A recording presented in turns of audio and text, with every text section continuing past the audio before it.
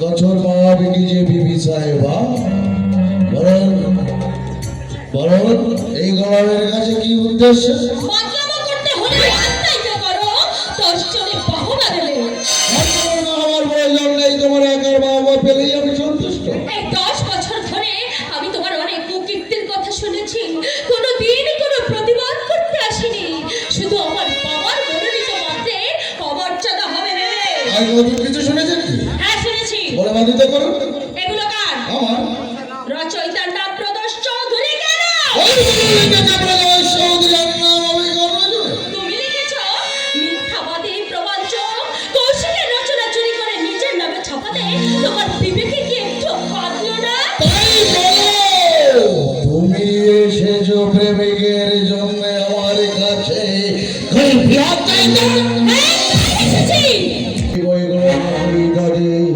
তোমার প্রণয়ী কৌশিক সেন, তার কোনো প্রমাণ আছে?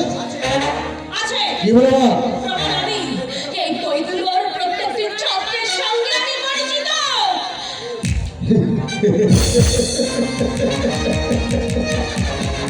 এগুলো যে কৌশিকের রচনা, দাস প্রমাণ করতে পার কৌশিককে ওই পারবে না। আর মাতামাতি করে না। কথাটা শুনলে তোমার একটু লজ্জা হলো না?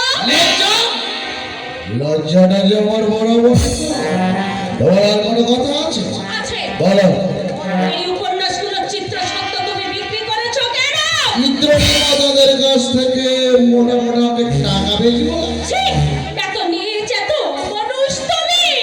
এই তো জগতের নিয়ম প্রিয়তমা, একজনকে ভাগি না দিলে যার একজন বড় হতে পারে না। তুমি যে আমার স্বামী এ কথা ভাবতেও আমার ঘৃণা হচ্ছে। আর কিছু নেই, আমি তোমার স্বামীর বিনিময়ে বিবাহ করছি মাত্র। তোমার আসল স্বামী ওই কৌশিক সেন, যার হৃদয় জুড়ে এখনো তোমার ছবি বিরাজ করছে।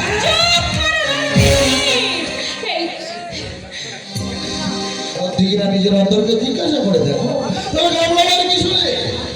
আমি তোমার কাছে প্রতিজ্ঞের দাবি কোনোদিনই করিনি, আর ভবিষ্যতে করব না। আমি যেমন পদ আর একাধিক উপপত্তি নিয়ে বেঁধে আছি, তুমি ইচ্ছা করলে একাধিক উপপত্তি বেছে নিতে পারো, আমি বাধা দেব না। তোমার অনেক ঔদ্ধত্য, অনেক অত্যাচার আমি নীরবে সহ্য করেছি। আমার অদৃষ্ট ভেবে আমি মেনেও নিয়েছি, কিন্তু আজ আজ আমি ধৈর্যের শেষ প্রান্তে এসে দাঁড়িয়েছি।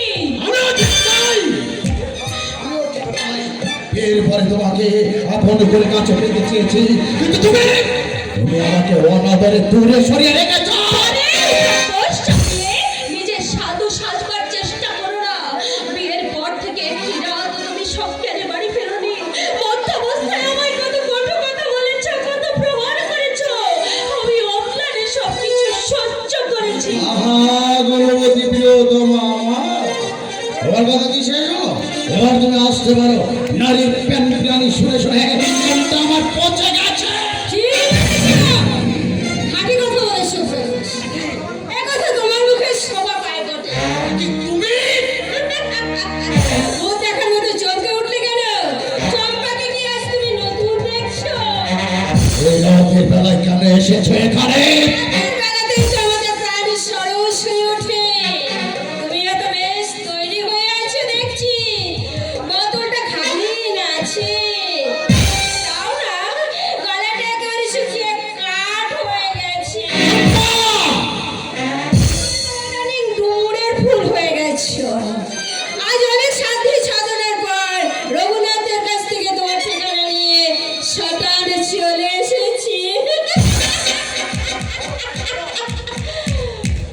ও তাই বলো? নাগর এখন অন্য ফুলে বসেছে।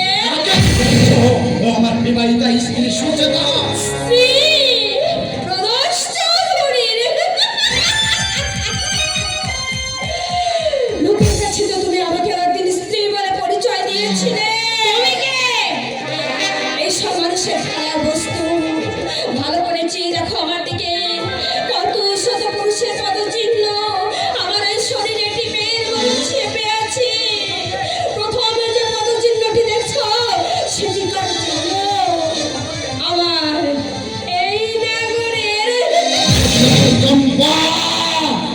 তুমি চলে যাও এখান থেকে বলছে।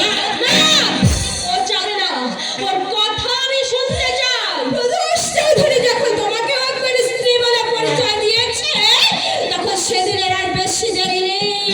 যেদিন তুমি এমনি করে আমার মতো সিগারেট টানতে টানতে মদ খেয়ে ডলতে ডলতে এসে হাজির হবে।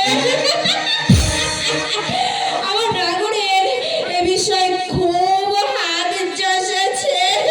চম্পা, কেন এসেছো এখানে?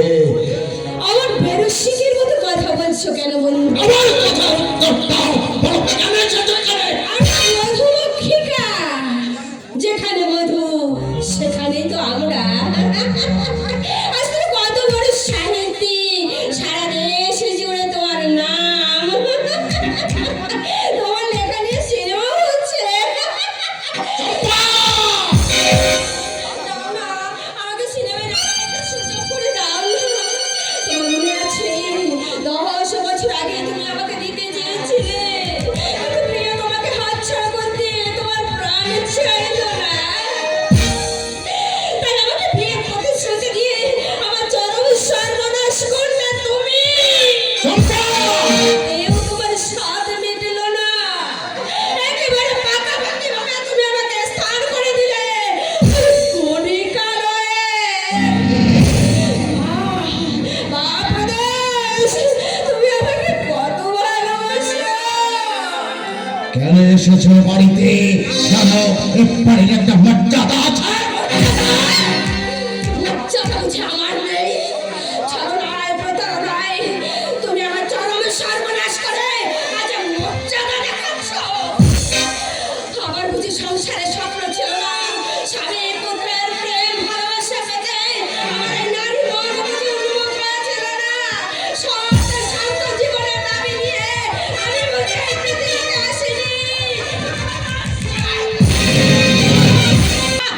বীরপুরুষ, চমৎকার, অন্যায় করবে আবার চোখ রাঙাবে। এই ব্যাপারে তুমি না করতে এসো।